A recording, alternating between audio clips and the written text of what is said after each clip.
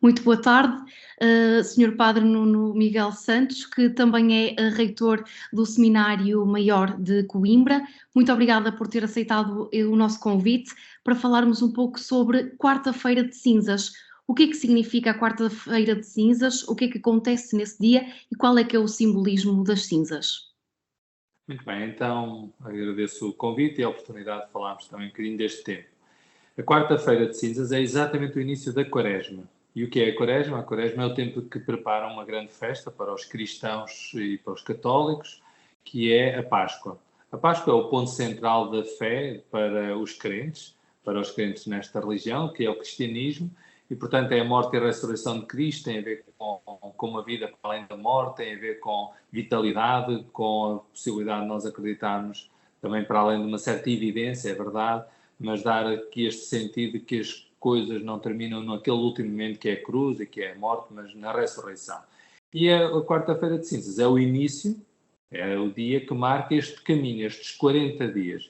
Porquê 40 dias? Porque representam não só a libertação do povo no Antigo Testamento, que também coincidente com os judeus, é a primeira grande Páscoa da escravidão para a Terra Prometida, portanto a primeira grande ideia, este tempo, 40 dias, é liberdade, libertação, libertar as pessoas da escravidão para uma vida mais plena. E se isso aconteceu geograficamente e com um povo, agora o desafio é acontecer com cada um de nós. Do que é que nos temos que libertar para sermos mais profundamente livres, para podermos também viver mais plenamente. Também 40 tem a ver com 40 semanas, que é o tempo, dito assim desta maneira, onde decorre uma gravidez e, portanto, estamos a falar das 40 semanas de uma vida nova e, portanto, também este tempo da Quaresma é um tempo de renovação, de conversão de vida nova, de começarmos de novo. E as cinzas, não é? Quarta-feira de cinzas. As cinzas significam este sentido também daquilo que é preciso morrer para que depois alguma coisa possa ser usado como fertilizante, até as cinzas como fertilizante. No fundo, tem esta dupla versão, diríamos, ou este duplo sentido. Por um lado, a nossa fragilidade, a nossa pequenez. Lembra-te, ao homem, que és pó, que somos frágeis, somos terra, não é? Somos matéria composta, em decomposição. Mas, por outro lado, também esta ideia de que até isso, até a cinza, pode ser fertilizante, pode ser vida nova, pode dar outra vida. E, portanto, há aqui qualquer coisa de consciência e de humildade da nossa fragilidade, mas também do quanto essa fragilidade pode ser construção e pode ser algo mais. A quarta-feira de cinzas, com a sexta-feira santa, tem um desafio ainda maior, que é para além do mais, uma vez que são 2 dias muito significativos, é sugerido às pessoas com alguma idade e menos de 65 anos, pelo menos esses, e que não estejam doentes, obviamente, e que queiram aderir, uma proposta de jejum e abstinência. E o que é que isso significa? Que neste dia se faça um esforço e que esse esforço possa reverter também para o bem de alguém. Ou seja, não só jejum e abstinência no sentido pessoal, de eu fazer um esforço, mas, por exemplo, com esse esforço que eu faça, por exemplo, possa tornar-me mais generoso, partilhar com alguém o dinheiro que eu iria gastar, por exemplo, com alguma dessas coisas, ser também um bocadinho mais consciente de que nós temos coisas demais e que às vezes vivemos agarrados a coisas demais e, portanto, também há aqui 2 dias que nos sugere essa simplicidade, esse regresso ao essencial de nós. Falou aí de um aspecto importante que é o jejum. Muitas pessoas associam o jejum nesta época a todas as sextas-feiras deixarem de comer carne, por exemplo. Se comerem carne, são pecadores por causa disso? Ora bem, o contexto dessa afirmação era também um contexto diferente em Portugal e noutros países, que é, para já, a carne era vista como um elemento, não é a carne em si, mas era um elemento caro, ou seja, era uma refeição cara, normalmente associada a dias de grandes festas, de casamentos, batismos, grandes acontecimentos da comunidade local ou das famílias.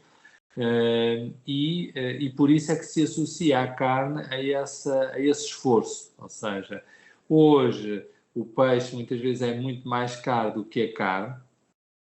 Se forem como eu, prefiro peixe do que carne, portanto, fazer esse esforço eu diria que é absolutamente fácil para mim, pelo menos. eu diria que há um sentido maior. Eu, pessoalmente, devo dizer que, como padre, habitualmente não como carne à Sexta-feira Santa, desculpem, às sextas-feiras, também à Sexta-feira Santa, não tanto com essa preocupação, porque, como digo, a mim é até um esforço que eu nem considero, porque é muito fácil, mas mais por um sentido simbólico, do que isso significou no passado. Agora, como digo, não custa rigorosamente nada, portanto, esse é um esforço. O jejum mais profundo e a abstinência mais profunda é daquilo que muitas vezes eu cedo e que são excessos. Se calhar nesse dia, em vez de tomar 3 cafés, tomar um, para dar um exemplo, em vez de fumar um maço de tabaco, não fumar nenhum ou fumar metade, em vez de ir ao cinema, se calhar, ou ter um gasto excepcional, fazer uma refeição mais simples. Pensar que há dias em que nós podemos ser mais... também às vezes nos faz bem de tipo, não comer tanto, não comer tanto, não jogar tanto, não estar tão dependente do telemóvel. É muito mais difícil, acho eu, não ter tantas horas de telemóvel ou tantas dependências de redes sociais quanto não comer carne, que me parece hoje até muito... Imagina os veganos, ou imagina... Então, para eles, nem sequer nem se considera. Sacrifício, não é?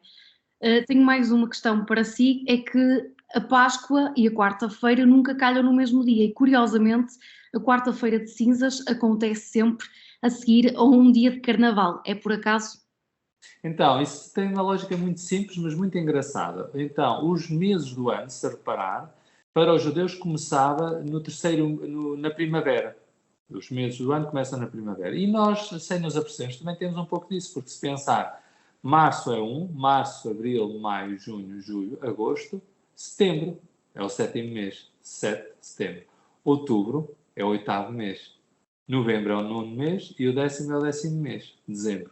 Então, significa que nós ainda mantivemos nos nossos nomes dos últimos meses uma ligação sem consciência a este facto. Então, nós começamos o ano em janeiro, mas os judeus começavam na primavera.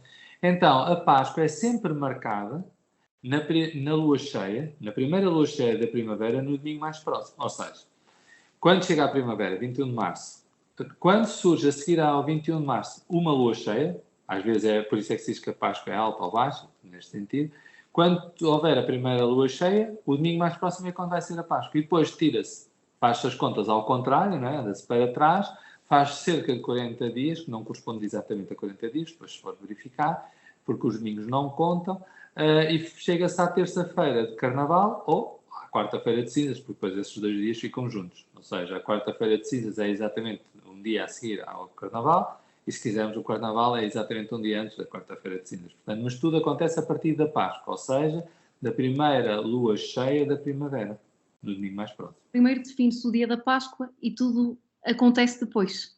Exatamente, depois daí é que se define os tempos para trás e depois as festas mesmo litúrgicas para a frente, o Pentecostes, todas as festas depois que decorrem, porque depois têm umas simbólicas numéricas sempre, que é engraçado. Muito obrigada pela sua disponibilidade em partilhar um pouco sobre o que é realmente isto da Quaresma, também o que é a quarta-feira de cinzas, porque por vezes as pessoas não sabem muito bem o que é que significa, olham para o calendário e está lá uma data e não sabem, é sempre bom a sabermos um pouco mais sobre isto. Obrigada pela sua disponibilidade.